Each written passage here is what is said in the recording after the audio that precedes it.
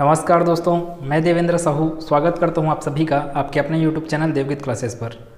दोस्तों, जैसे कि आप लोग थंबनेल से समझ गए होंगे कि आज हम लोग किस टॉपिक पे डिस्कशन करने वाले हैं। आपको पता होगा कि आपका जो 10th बोर्ड का टाइम टेबल जारी हो चुका है, CG 10th बोर्ड का टाइम टेबल जारी हो चुका है, जिसका टाइम टेबल क्या है, अपने पास 2 मार्च से 21 मार्च तक पेपर होने वाले हैं। मैं उन सब्जेक्ट को लिया हूँ जो आमतौर पर आप देते हो, पेपर्स हिंदी, अंग्रेजी, गणित, विज्ञान, सामाजिक विज्ञान, संस्कृत, बाकी और व्यावसायिक सब्जेक्ट जो है उसको नहीं लिया मैं यहाँ पे। तो इन्हीं पे हम लोग डिस्कस करने वाले हैं और ख़ास करके इन 6 सब्जेक्ट में आपको सबसे ज़्यादा दिक्कत जो होता है जिस सब्जेक्ट में, अर्थात गणित में, उसके बारे में हम लोग आज डीपली उसके बारे में अध्ययन करेंगे, अर्थात उसको समझेंगे कि कैसे कैसे आने वाला है एग्ज़ाम में पेपर्स, और ये भी देखेंगे कि पुराना पेपर, पिछले साल का पेपर कैसे कैसे आया, आपका सेट A, B, C में कैसे कैसे प्रश्न आता है, और आपके दिमाग में ये चीज़ चल रहा होगा कि किस अध्याय से कितने प्रश्न आते हैं और कितने नंबर के आते हैं। तो ये सब चीज़ों को हम लोग डिस्कस करने वाले हैं। तो अगर आप इस चैनल पर नए हैं तो चैनल को सब्सक्राइब कर लेना, बेल आइकन को क्लिक करके रखना ताकि हर वीडियो आपके पास तुरंत पहुंच जाए उसका नोटिफिकेशन। ज़्यादा से ज़्यादा इसको शेयर कर देना ताकि आपके सभी दोस्तों को इसका फ़ायदा हो। तो क्लास को स्टार्ट करते हैं। जितना मैं यहाँ पे बताया उस चीज़ से पहले हमारे पास क्या है, टाइम टेबल के अनुसार 2 मार्च को अपने पास क्या है, हिंदी है, 4 मार्च को अंग्रेजी है, 10 मार्च को गणित है, 13 मार्च को विज्ञान है, 17 मार्च को सामाजिक विज्ञान, 21 मार्च को है संस्कृत। अब जो आपके पास टफ सब्जेक्ट है गणित, उसी के लिए आपको ज़्यादा समय दिया गया है, तो ये अच्छी बात है। लेकिन अंग्रेजी है, अंग्रेजी के लिए सिर्फ आपको 1 दिन मिलेगा। तो हम लोग यही डिस्कस करने वाले हैं कि कैसे कैसे पढ़ें कि अपना तैयारी बेहतर हो पाए। तो हम लोग पहले चलते हैं गणित के सिलेबस में। आपको हर चीज़ का सिलेबस आपको पता होना चाहिए। अगर आपके पास अभी परीक्षा बोर्ड है, सिलेबस है, तो उसको आप सामने में रखिए, बुक है वो सब चीज़ को सामने में रखिए, और यहाँ से किसका बोल रहे हैं, गणित का बुक, परीक्षा बोर्ड और उसका सिलेबस और ब्लूप्रिंट, उसको सबको सामने में रखिए। अगर परीक्षा बोर्ड है तो ब्लूप्रिंट की आवश्यकता नहीं है, क्योंकि उसके फ्रंट पेज में आपको ब्लूप्रिंट दिया गया है। किस चैप्टर से कितना प्रश्न आना है, मतलब किस यूनिट से, अर्थात किस इकाई से कितना प्रश्न आना है, उस इकाई के अंतर्गत में कौन कौन से अध्याय हैं, उस चीज़ को मैं यहाँ पे लिखा हूँ। किस सब्जेक्ट के अंतर्गत में, गणित विषय के अंतर्गत में। तो चलते हैं, पहले देखते हैं कि इकाई 1 बीजगणित में कितने चैप्टर हैं। आपके पास 5 चैप्टर हैं। पहला क्या है, बहुपद, 2 चरों का रैखिक समीकरण, फिर है एक चर का द्विघात समीकरण, फिर है समांतर श्रेणी, अनुपात एवं समानुपात। अब इन सभी चैप्टर से मिलाकर आपके पास 1 नंबर का कितना प्रश्न आएगा, 4 प्रश्न, 2 नंबर का 2 प्रश्न, 3 नंबर का 2 प्रश्न, 4 और 5 नंबर के प्रश्न यहाँ से नहीं आ सकते। क्यों नहीं आ सकते? क्योंकि वहाँ पे लिखा हुआ है कि 4 और 5 नंबर का प्रश्न नहीं दिया जाएगा। डेज का मतलब यही है कि 4 और 5 नंबर का प्रश्न नहीं आएगा। अब कई लोग कंफ्यूजन में ये रहते हैं कि और दो दे दिया, वो तो उसकी मर्जी है कि दे दिया तो करके, तो भाई वो तब तक नहीं देगा जब तक वो उसका जिक्र नहीं किया है। सिलेबस और ब्लूप्रिंट में जब तक वो लिखा है कि 4 और 5 नंबर के आगे मगर लिख दिया है डेज करके, मतलब 4 और 5 नंबर का प्रश्न आपके अध्याय 1 से लेकर अध्याय 5 तक में नहीं आएंगे। क्या आएंगे? 6 नंबर के प्रश्न आएंगे। और जितने भी 4, 5, 6 नंबर के प्रश्न हैं, हर सब्जेक्ट में बोल रहा हूँ, जितने भी 4, 5, 6 नंबर के प्रश्न हैं वो आपको उसमें विकल्प दिए जाएंगे। 2 प्रश्न दिए जाएंगे। जैसे 6 नंबर का एक प्रश्न आना है, यहाँ पे इन 5 चैप्टर में से एक प्रश्न आना है, 6 नंबर का सिर्फ एक प्रश्न। इन 5 चैप्टर में से किसी एक चैप्टर से एक प्रश्न नहीं आएगा, किसी 2 चैप्टर से 2 प्रश्न आएंगे, जिसमें से आपको एक प्रश्न बनाना होगा। ठीक है। वैसे जितने भी 4 नंबर का जो प्रश्न दिख रहा है, जैसे कि यहाँ पर है निर्देशांक ज्यामिति में 4 नंबर का एक प्रश्न। निर्देशांक ज्यामिति में 2 चैप्टर हैं।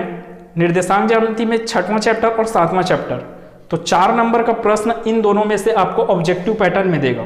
ठीक है। इसको ऑब्जेक्टिव मतलब कि विकल्प के रूप में देगा इसको, कि आप एक को बनाइए, या तो फिर वो नहीं आता तो आप दूसरे को बनाइए करके। इसमें भी ऑप्शन मिलता है आपको। यहाँ पर भी आपको, यहाँ पर 6 नंबर का प्रश्न तो है ही नहीं। ठीक है। तो इसमें कितना आना है निर्देशांक ज्यामिति से? निर्देशांक ज्यामिति से देख लेते हैं कि 2 नंबर का कितना प्रश्न आना है। एक नंबर का 2 प्रश्न, 2 नंबर का एक प्रश्न किसी भी से दे सकते हैं वाला है। 4 नंबर का एक प्रश्न, 4 नंबर का एक प्रश्न जब आएगा तो वो 2 प्रश्न बन के आएंगे। कहाँ से? 6वें चैप्टर से और 7वें चैप्टर से, जिसमें आपको सिर्फ एक प्रश्न सॉल्व करना होता है। ठीक है, हम लोग अभी पुराना पेपर देखेंगे, उससे और ज़्यादा आपको समझ में आएगा। मैं अभी क्या कर रहा हूँ, पूरा हर एक चीज़ को बस बता रहा हूँ कि नंबर कैसे कैसे आते हैं, किस चैप्टर से कितना नंबर आना है। अब देखते हैं तीसरा इकाई क्या है, बैंकिंग एवं कराधान। बैंकिंग एवं कराधान 8वां चैप्टर किस इकाई के अंतर्गत में है? वाणिज्य गणित। ये बैंक से संबंधित रहता है ये वाला चैप्टर। 1 नंबर का कितना प्रश्न आएगा? 2 प्रश्न। 2 नंबर का नहीं दिया है, 3 नंबर कभी नहीं आएगा यहाँ से, 4 नंबर कभी नहीं आएगा, डायरेक्ट कितना आएगा? 5 नंबर का। अब देखिए 5 नंबर का प्रश्न आना है, मतलब कि फिर यहाँ पे क्या बात आ गया, आपके पास 2 प्रश्न आएंगे जिनमें से आपको एक प्रश्न को सॉल्व करना है। ठीक, अब 5 नंबर का 2 प्रश्न आएगा यहाँ से, इसका मतलब समझिए कि वो कहाँ से आएगा, कि बैंकिंग से आपका एक प्रश्न आएगा। बैंकिंग मतलब कि आपका प्रश्नावली 1 एक्सरसाइज 1 8वें चैप्टर के अंतर्गत में एक्सरसाइज 1 से आपका 5 नंबर का एक प्रश्न, या करके आपको क्या देगा, चैप्टर इसके प्रश्नावली 2 से, प्रश्नावली 2 कराधान से प्रश्न देगा। दोनों में से आपको एक बनाना है। आपका टफ किस में जाता है? कराधान वाले में, और कराधान वाले में टफ गया है, इसलिए आप क्या कीजिए, बैंकिंग वाले प्रश्नावली को अच्छे से पढ़ के जाइए। आना तो 5 नंबर का है ही, तो अच्छा ये होगा अपने लिए कि बैंकिंग को हम लोग अच्छे से पढ़ के चले जाए। ये आपका थोड़ा सरल है इसके कंपेयर में, कराधान के कंपेयर में। ठीक है, अब है त्रिकोणमिति, समीकरण एवं सर्व समीकरण, ऊंचाई एवं दूरी, त्रिकोणमिति अनुप्रयोग। त्रिकोणमिति इकाई के अंतर्गत में टोटल 10 नंबर का प्रश्न आएगा। यहाँ पे मैं टोटल नंबर लिखा हूँ, टोटल 10 नंबर का प्रश्न आएगा। अध्याय 9 इसके अंतर्गत में क्या है, त्रिकोणमिति, समीकरण एवं सर्व समीकरण। 10वां अध्याय क्या, ऊंचाई एवं दूरी, त्रिकोणमिति अनुप्रयोग। ठीक, ये इस चैप्टर से मिला के, मतलब इस इकाई त्रिकोणमिति इकाई से इन दोनों चैप्टर मिलाकर कितना, 1 नंबर का 2 प्रश्न आएगा, 2 नंबर का एक प्रश्न आएगा, 3 और 4 5, 3 4 5 नंबर के प्रश्न आपको पूछा ही नहीं जाएगा। ठीक है, डायरेक्ट कौन सा आएगा, 6 नंबर का 2 प्रश्न आएगा। अब देखिए पिछले साल क्या किया था, त्रिकोणमिति, समीकरण एवं सर्व समीकरण से 2 प्रश्न दे दिया गया 6 नंबर के लिए। 2 प्रश्न मतलब कि आप पहले को बनाओ या दूसरे को बनाओ करके। लेकिन इस साल क्या होने की संभावना है आपको, ये ऊंचाई एवं दूरी से 6 नंबर का एक प्रश्न, त्रिकोणमिति, समीकरण एवं सर्व समीकरण से 6 नंबर का एक प्रश्न।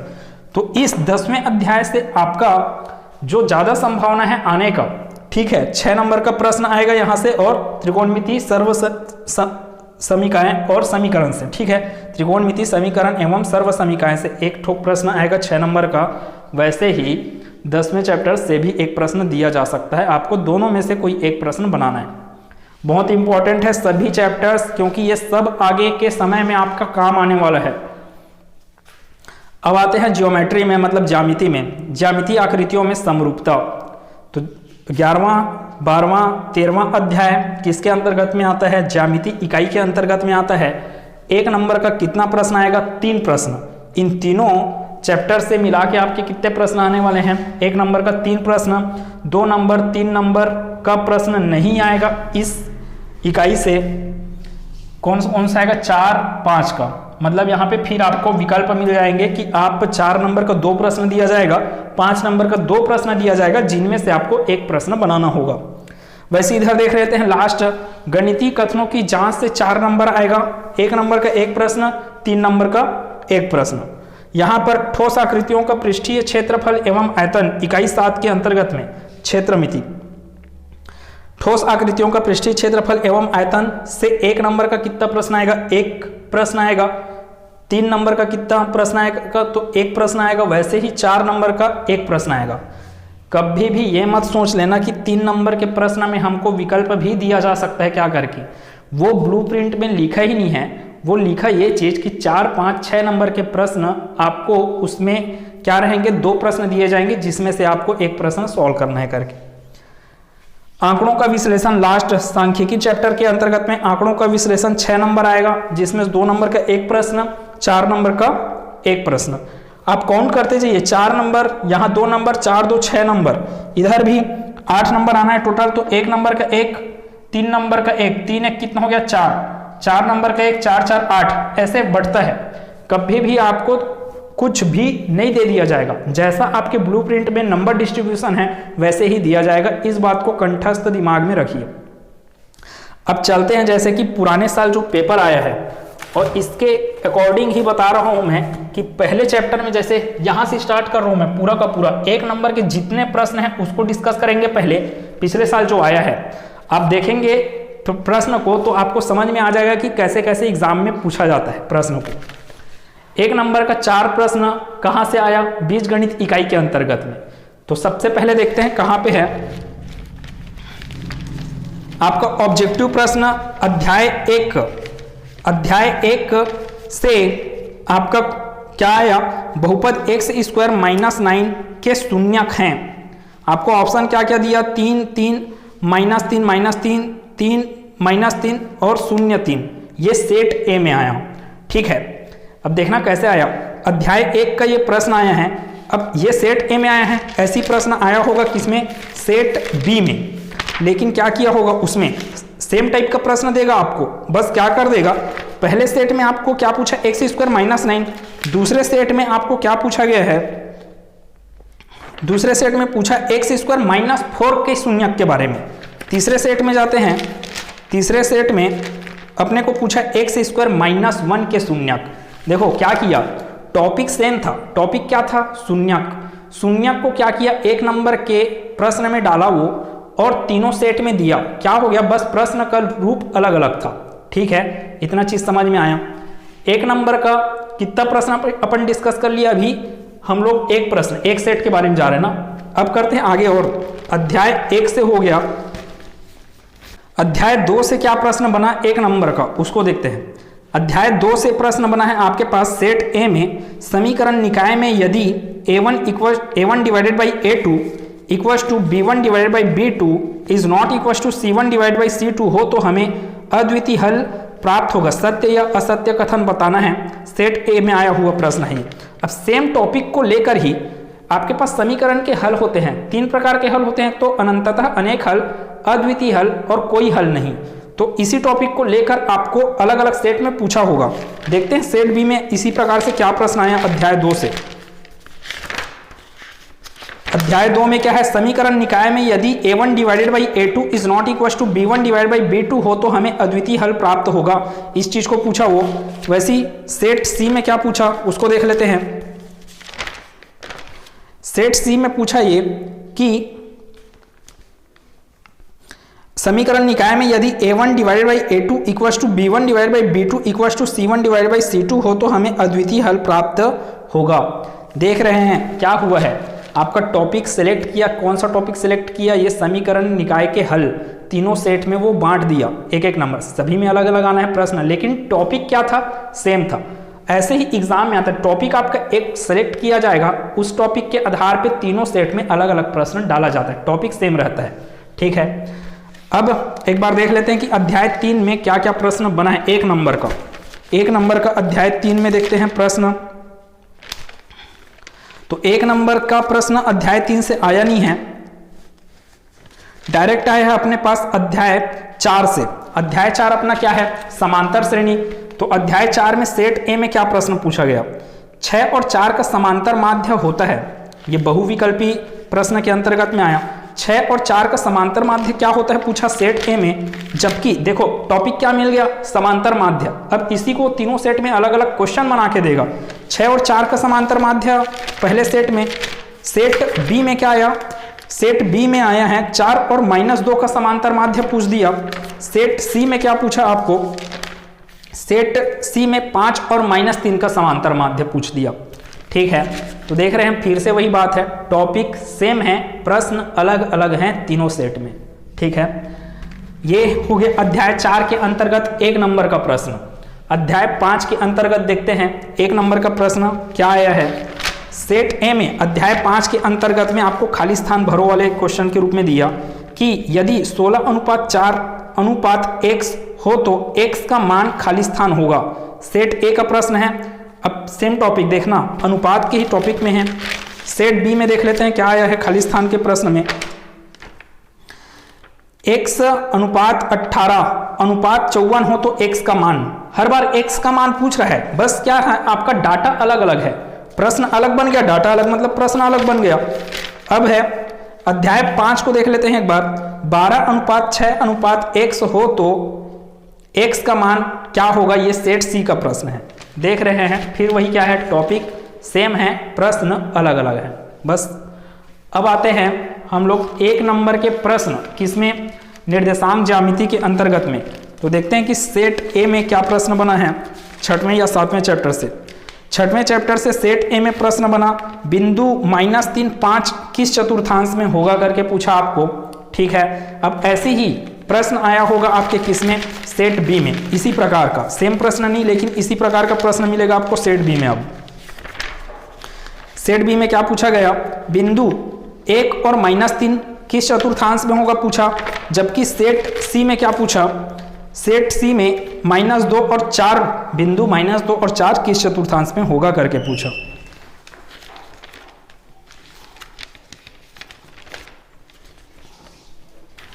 छठवें चैप्टर से 1 नंबर का एक प्रश्न कवर कर लिया, अभी पिछले साल का देख रहे थे कि क्या क्या प्रश्न बन रहा है, एक प्रश्न और बच गया। 6वें चैप्टर से और क्या प्रश्न आए हैं अपने पास, सत्य या असत्य ढूंढना है, ठीक है।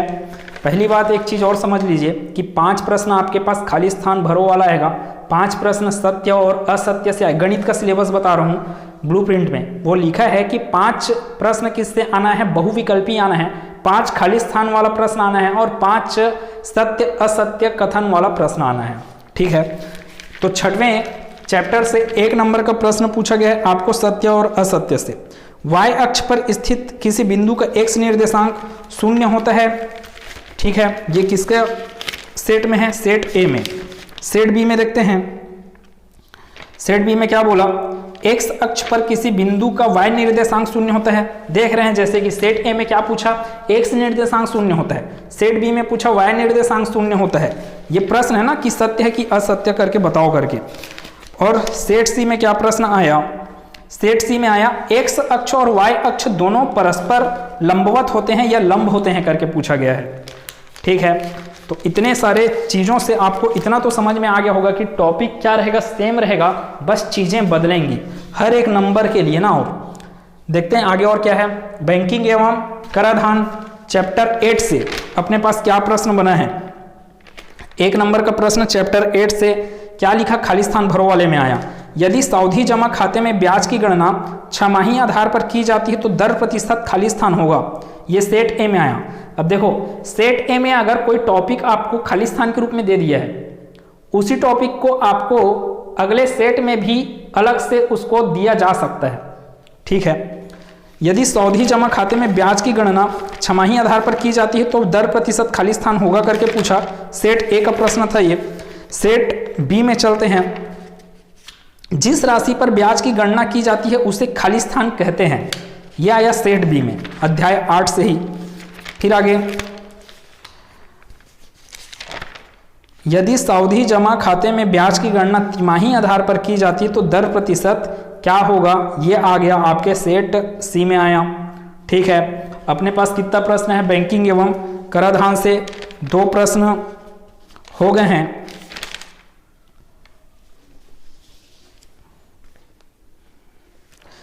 एक प्रश्न हुआ है आपका बैंकिंग एवं कराधान से खाली स्थान वाला। अब दूसरा प्रश्न देखते हैं, 1 नंबर का दूसरा प्रश्न सेट ए में क्या आया। 1 नंबर का दूसरा प्रश्न आया है अपने पास, आवर्ती जमा खाते में सत्य या असत्य कथन को बताना है। आवर्ती जमा खाते में ब्याज की दर बचत खाता से अधिक होती है, ये सत्य है कि असत्य है करके बताना, सेट ए में आया। और हम लोग अभी सॉल्यूशन वगैरह पे नहीं जा रहे हैं, सॉरी ये सेट सी का प्रश्न है ना, मैं जो अभी पढ़ा। सेट ए में क्या प्रश्न आया, सेट ए में प्रश्न आया सत्य असत्य के रूप में अध्याय 8 से, जिस राशि पर ब्याज की गणना की जाती है उसे मूलधन कहते हैं, ये सत्य है कि असत्य ये बताइए करके बोला सेट ए में। सेट बी में देखते हैं, सत्य असत्य में 8वें अध्याय से क्या आया, जिस राशि पर ब्याज की गणना की जाती है उसे मिश्र धन कहते हैं। और सेट सी में क्या आया है,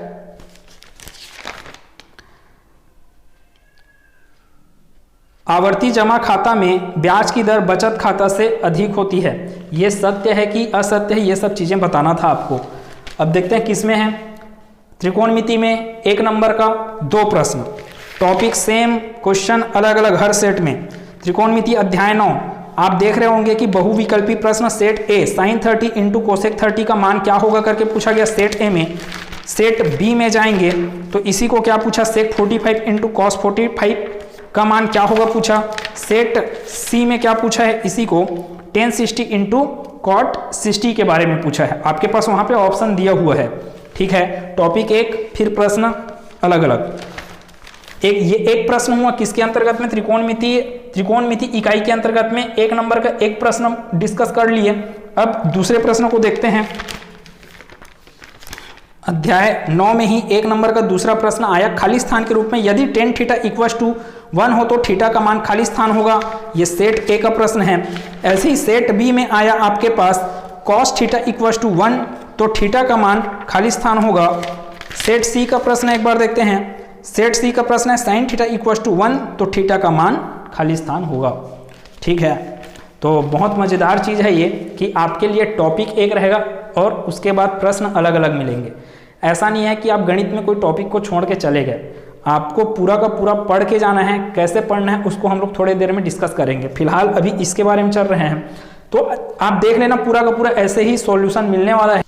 तो फिलहाल इतने से आपको ये चीज़ तो समझ में आ गया होगा कि प्रश्न कैसे कैसे आने हैं। 4 नंबर का प्रश्न, 5 नंबर का प्रश्न, 6 नंबर का प्रश्न, 3 नंबर से जितने भी अधिक नंबर के प्रश्न हैं, ठीक है, 3 नंबर से जितने भी अधिक नंबर के प्रश्न हैं वो तीनों सेट में क्या आने वाले हैं, सेम आने वाले हैं। तीनों सेट में अलग अलग नहीं आएगा प्रश्न। जैसे कि इसमें कोई अलग प्रश्न था 1 नंबर का, सेट ए में 1 नंबर का अलग प्रश्न, सेट बी में उसी टॉपिक से 1 नंबर का अलग प्रश्न है। ऐसा आपके 4, 5, 6 नंबर के साथ भेदभाव नहीं है। 4 नंबर का जैसा प्रश्न आपके सेट ए में पूछे जाएगा, सेम टू सेम प्रश्न आपके सेट बी, सेट सी में भी पूछा जाएगा।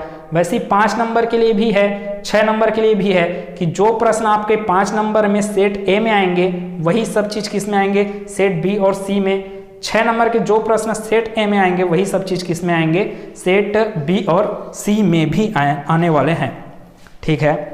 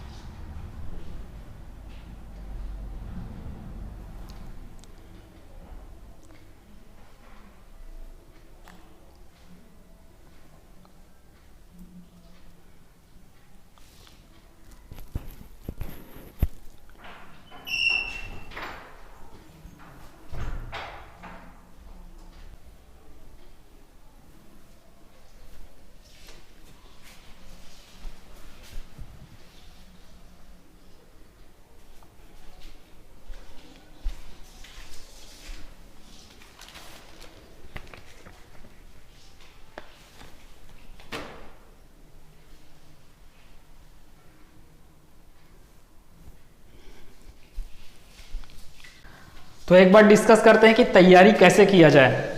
अब तैयारी कैसे करना है उसमें एक चीज़ आप कंठस्थ रख लीजिए कि अभी से आप अगर तैयारी स्टार्ट कर रहे हो, पहले तो पढ़ भी चुके होगे, अभी से तैयारी स्टार्ट कर रहे हो तो आप गणित को रोज का रोज बनाइए। गणित को रटा नहीं जा सकता, इस चीज़ को अच्छे से ध्यान रखना। गणित को आप रोज का रोज बनाइए। कैसे बनाना है तो हर दिन क्या कीजिए, 2 टॉपिक लीजिए। जैसे कि क्या दिया है अध्याय 1 में, है ना, बहुपद में, बहुपद के सिलेबस में क्या दिया है, बहुपदों का भाग दिया है पहला टॉपिक, उसके बाद है शेषफल प्रमेय। शेषफल प्रमेय आप ये 2 टॉपिक एक दिन तैयार कर लीजिए। ये आप गणित को कंटिन्यू पैरेलल, अब गणित के पैरेलल क्या चलना है तो आपके पास जैसे कि दिख रहा है कि अंग्रेजी में सिर्फ 1 दिन का छुट्टी है, तो गणित के साथ आपको टफ और कौन सा सब्जेक्ट जाना वाला है तो वो है इंग्लिश है और एक है साइंस, ठीक है। ये 3 चीज़ें आपके लिए ज़्यादा पेचीदा काम करेंगी। तो आपको गणित को तो रोज पढ़ना है ही, और आप अपने हिसाब से कोई एक और ऐसा सब्जेक्ट चुन लीजिए जिसको आप उसके समांतर पढ़ते रहेंगे। एक चैप्टर आज किए, एक चैप्टर कल किए, ऐसा करके आपको बढ़ते रहना है। कोई भी आप जो समांतर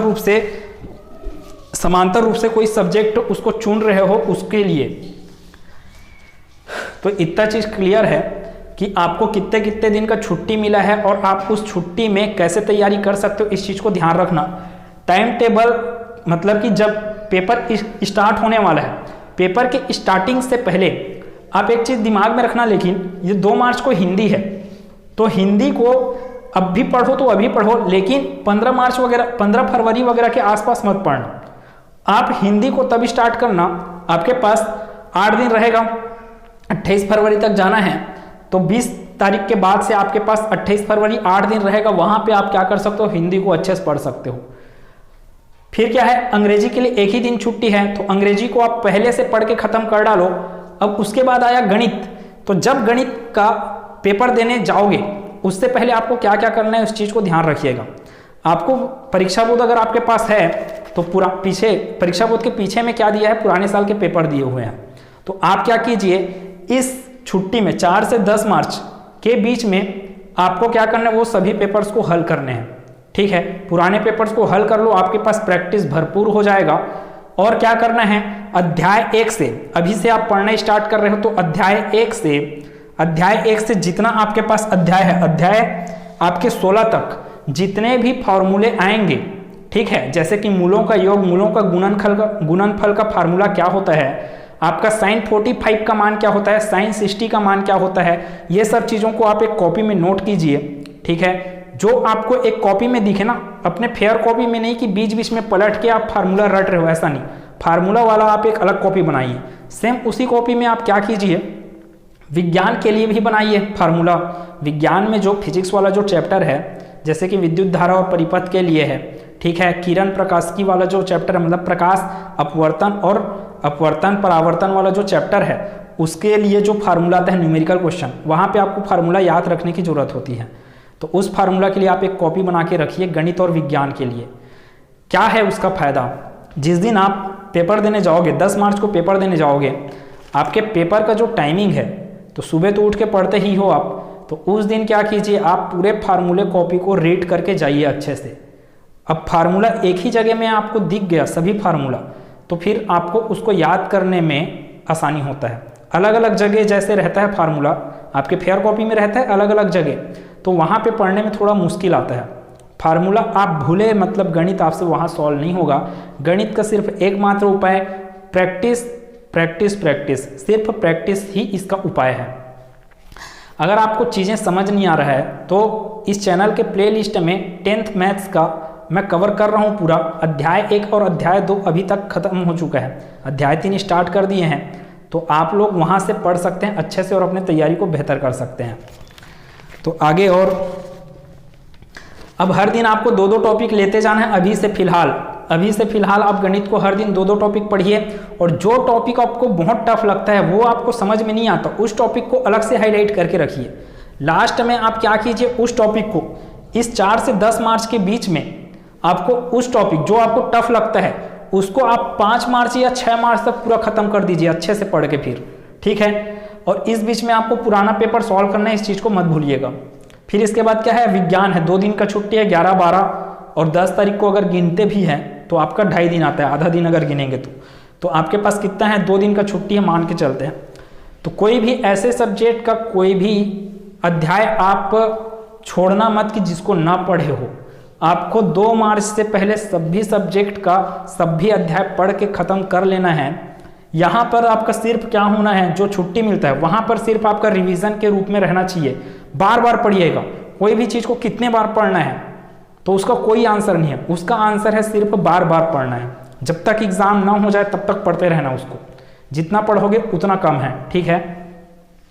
फिर वैसे 13 मार्च के बाद है आपको 3 दिन का छुट्टी है सामाजिक विज्ञान के लिए, तो आप अपने क्षमता के अनुसार देख सकते हो कि कितना किसको टाइम देना है करके।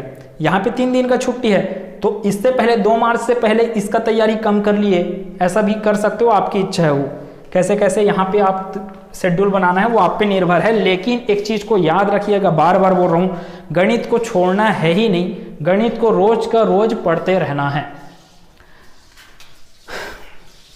ये मैं बता चुका कि किस अध्याय से कितने प्रश्न आएंगे और कितने नंबर आएंगे, यहाँ पे बताया मैं। ऐसे ही अन्य सब्जेक्ट के लिए आप ब्लूप्रिंट को डाउनलोड कीजिए, लिंक में मैं उसको मतलब डिस्क्रिप्शन में उसका लिंक डाल दूंगा मैं, तो वहाँ से आप डाउनलोड कर सकते हैं। इसके बाद क्या है, वही बोला मैं, प्रीवियस ईयर का पेपर आप देखिए और सिलेबस, इस साल का सिलेबस क्या है, सिलेबस के अनुसार पढ़िए। सब चीज़ आपको डिस्क्रिप्शन में मिल जाएगा, सिलेबस मिल जाएगा, ब्लूप्रिंट मिल जाएगा। फार्मूला कॉपी बनाना है, जो कि मैं बोला फार्मूला कॉपी बनाना है किसके लिए, गणित और विज्ञान के लिए फार्मूला कॉपी बना के रखिए, वो बहुत काम आने वाला है। अब एक लाइन जो मैं पढ़ रहा हूँ किससे, परीक्षा बोर्ड से, उस पर ध्यान दीजिएगा कि मैं कोई भी स्टूडेंट को जो मैं पढ़ा रहा हूँ, मैं ऑनलाइन में आपको यहाँ पे पढ़ा रहा हूँ, और इसके अलावा ऑफलाइन जो क्लास चल रहे हैं वहाँ पे मैं हर बार ये बोलता हूँ कि 10वीं का हर एक चीज़ बहुत इंपॉर्टेंट है, खासकर गणित, अंग्रेजी ग्रामर और आपका विज्ञान, ठीक है। तो इसके लिए ही देखना इसमें वर्डिंग क्या लिखा है। परीक्षा बोर्ड में आप अगर ध्यान से पढ़ोगे तो विद्यार्थियों के लिए महत्वपूर्ण टिप्स करके लिखा है इसके पहले पेज में। क्या लिखा है इसमें कि पढ़ाई करने के लिए हमेशा प्लान चार्ट का उपयोग करें, प्रत्येक विषय की तैयारी करते समय कुछ छोटी छोटी बातों का ध्यान रखेंगे तो कठिन से कठिन शब्द भी आसानी से याद हो सकेंगे। वहीं हर सब्जेक्ट की तैयारी क्या होगी, अच्छे से होगी। पढ़ाई करने के लिए हमेशा प्लान चार्ट का उपयोग करें, जो कि मैं बताया अभी कैसे कैसे आप पढ़ सकते हो, उसका एक तरीका बताया।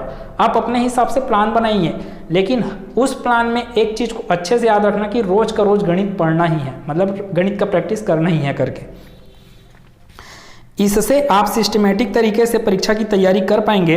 प्लान बनाकर पढ़ाई करने से आप कम समय में बहुत कुछ पढ़ सकेंगे, इससे रिवीजन अच्छे तरीके से हो सकता है। देखिए, आप प्लान बनाकर इसको पूरा का पूरा सब चीज़ को ख़त्म कर डालें तो सिंपल सी बात है, अगर ये सब चीज़ खत्म हो गया आपका 2 मार्च से पहले, तो यहाँ पे जो छुट्टी मिला है वहाँ पे रिवीजन करने में आसानी होगा। तो उसी चीज़ को लिखा है यहाँ पे कि रिवीजन क्या होगा, अच्छे तरीके से हो सकता है करके।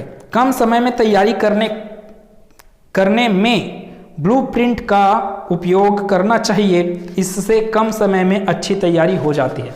ब्लूप्रिंट से आपको यह समझ में आ जाएगा कि किस चैप्टर से कितने नंबर का कितना प्रश्न आना है, और जैसा वो ब्लूप्रिंट में लिखा है वैसे ही आएगा, हड़बड़ाने की जरूरत नहीं है। बहुत लोग इसी बारे में मेरे से पूछते हैं, बहुत स्टूडेंट इसी को पूछते हैं कि ब्लूप्रिंट में जो दिया है उसके अलावा भी प्रश्न आ सकता है क्या, तो नहीं आएगा भाई। इस चीज़ में आप असमंजस में मत रहना, सिर्फ ये दिमाग रखना ब्लूप्रिंट में जो दिया है वही आएगा।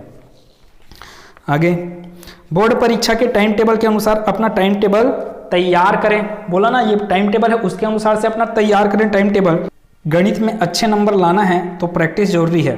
गणित में सवाल बनाने के बाद उसका नोट जरूर लिखें, नहीं लिखेंगे तो नंबर कम मिलेगा, ठीक है। गणित में सवाल बनाने के बाद उसका नोट जरूर लिखें, नहीं लिखेंगे तो नंबर क्या कम मिलेगा। किस फार्मूले से सवाल किया, अच्छा नोट जरूर लिखें, इसका मतलब यह है कि आप किस किस फार्मूले से जा रहे हो, ठीक है। किस फार्मूले से सवाल हल किया उसे जरूर लिखें। निरंतर लिखने से प्रैक्टिस हो जाती है और मैथ्स के लिए प्रैक्टिस की बहुत आवश्यकता होती है। प्रैक्टिस तो भविष्य में भी काफ़ी मददगार होती है। अब जो लाइन बोल रहा हूँ उसको ध्यान से सुनिएगा कि मैं काहे बोलता हूँ कि 10वीं का आपका हर एक सब्जेक्ट बहुत इंपॉर्टेंट है। प्रतियोगी परीक्षाओं के लिए, प्रतियोगी परीक्षा मतलब कि अब आप भी जिस दिन नौकरी की भीड़ में खड़े होगे, वहाँ पे नौकरी पाने के लिए आपको कंपटीशन एग्ज़ाम दिलाना पड़ता है। कंपटीशन एग्ज़ाम मतलब कि प्रतियोगी परीक्षा दिलाना पड़ेगा। प्रतियोगी परीक्षा में क्या चीज़ आएगा, तो 10वीं का ही सिलेबस आता है वहाँ पे, ठीक है। इतना चीज़ को ध्यान रखिएगा। प्रतियोगी परीक्षा के लिए अक्सर परीक्षा में लिखने की स्पीड कम होने की वजह से तय समय में सारे सवाल हल नहीं हो पाते हैं, इसलिए आपको अभी क्या करना पड़ेगा, लिखने का प्रैक्टिस भी कीजिए। आप मैथ्स को अच्छे से प्रैक्टिस करते ही रहिए। ऑप्शन वाले सवाल ध्यान से पढ़ें। पेपर में दिए गए निर्देशों को ध्यान से पढ़ना चाहिए, इससे गलत होने की संभावना कम हो जाती है। इसे पढ़ने में 5 मिनट का समय लगता है, वैसे भी पेपर रीडिंग के लिए 15 मिनट का समय दिया जाता है। ये 15 मिनट बहुत महत्वपूर्ण होते हैं। पेपर के कितने सेक्शन हल करना है ये जरूर देखें। यदि किसी प्रश्न में कोई महत्वपूर्ण पॉइंट लिखा है तो उसे अंडरलाइन कर लेना चाहिए, इससे पेपर चेक करने वाले को आसानी होती है। आपके हाथ में जब पेपर आएगा तो आप उसको अच्छे से पढ़िए। आप ये सोचिए कि इसमें से जितना भी आपके पास प्रश्न है उसमें से कौन सा प्रश्न आप अच्छे से आंसर दे पाओगे। जो प्रश्न आप अच्छे से आंसर दे पाते हो उन्हीं प्रश्नों को पहले ही स्टार्ट करना है। ऐसा नहीं कि पहला प्रश्न आपको अच्छे से नहीं आता फिर भी आप पहले प्रश्नों को पहले लिख रहे हो, ऐसा नहीं। आपको जो प्रश्न सबसे अच्छे से आता है उसको पहले सॉल्व करेंगे। आगे अंत में पूरा पेपर एक बार जरूर देखें। अगर आपके पास समय बचा, पेपर को सॉल्व करते करते आपके पास समय बचा है, तो वहाँ पे आप अपने ही आंसर को एक बार चेक कीजिए, कहीं पे मात्रा मिस्टेक तो नहीं है या कहीं पे फार्मूला गलत लिख डालने के कारण आप पूरे प्रश्न के सॉल्यूशन को गलत बना डाले हो। ये सब चीज़ें होता है हड़बड़ी में, तो इस चीज़ को अच्छे से कीजिएगा, वहाँ पे चेक कर लेना अगर पेपर जल्दी खत्म हो गया तो। इस समय में उत्तर पुस्तिका को एक बार फिर से पढ़कर उसमें सुधार कर सकते हैं। प्रत्येक विषय की तैयारी करते समय कुछ छोटी छोटी बातों का ध्यान रखेंगे तो कठिन से कठिन शब्द भी आसानी से याद हो सकेंगे। वहीं हर सब्जेक्ट की तैयारी अच्छे से होगी। पढ़ाई करने के लिए हमेशा प्लान चार्ट का उपयोग करें, इससे आप सिस्टमेटिक तरीके से परीक्षा की तैयारी कर पाएंगे। प्लान बनाकर पढ़ाई करने से आप कम समय में बहुत कुछ पढ़ सकेंगे, इससे रिवीजन अच्छे तरीके से हो सकता है। इसलिए प्लान बनाना बहुत ज़रूरी है पढ़ने समय में। अब है कम समय में तैयारी करने में ब्लूप्रिंट का उपयोग करना चाहिए। ये आपको पूरा डिस्क्रिप्शन में मिल जाएगा, ब्लूप्रिंट और सिलेबस मिल जाएगा आपको डिस्क्रिप्शन में। कम समय में तैयारी करने में ब्लूप्रिंट का उपयोग करना चाहिए, इससे कम समय में अच्छी तैयारी हो जाती है। बोर्ड परीक्षा के टाइम टेबल के अनुसार अपना टाइम टेबल तैयार करें। टाइम टेबल आने पर परीक्षा में समय अंतराल बहुत कम होता है, जैसे कि अभी 2 महीने बचा है। अब खुद का टाइम टेबल जरूर बनाएं और इसे अपनी पढ़ाई का अहम हिस्सा मानकर उसे अच्छी तरह से फॉलो करें। कठिन विषय को पहले पढ़ें, साथ ही जिस विषय की तैयारी नहीं हुई है प्लान बनाकर उसकी तैयारी करें। जो विषय ज़्यादा कठिन लगते हैं उन पर ज़्यादा से ज़्यादा ध्यान देने की कोशिश करें। कौन कौन सा सब्जेक्ट आपको ज़्यादा टफ लगता है, तो एक है मैथ्स है, आमतौर पर यही चीज़ है, मैथ्स है, इंग्लिश है और आपके पास है विज्ञान है। ठीक है, विज्ञान में भी आपका जो फिजिक्स वाला जो चैप्टर है जितने भी वहाँ पे फार्मूले आने वाले हैं, तो फार्मूला को भी और जो आप नोट्स बनाए हुए हैं उसको बहुत अच्छे से बार बार उसका क्या कीजिए, आप रिवीजन कीजिए। जितने बार उसको आप रिवाइज करोगे उतना ही आपका वो सब्जेक्ट स्ट्रांग होते जाएगा। ठीक है, अब आप ये सोच लो कि आपको कितने % तक लाना है। अगर आप उतना % ला लिए तो आपका क्या सम्मान होने वाला है और आपके माँ पिताजी को क्या सम्मान मिलने वाला है, इस चीज़ को सोचकर तैयारी कीजिएगा। तो गणित में कुछ भी अगर आपको परेशानी हो रहा है तो चैनल के प्लेलिस्ट में जाइए, वहाँ पे मैं 10th मैथ्स का एक अलग सेक्शन बना दिया हूँ, वहाँ से आप अपना तैयारी बेहतर कर सकते हैं। हम लोग उसी को आगे बढ़ाएंगे, वहाँ पे हम लोग मिलते हैं। तब तक के लिए आपको बहुत ज़्यादा शुभकामनाएं। आप अच्छे से पढ़ते रहिए, मस्त रहिए, खुश रहिए, बिना चिंता के मस्त पढ़ते रहिए। धन्यवाद।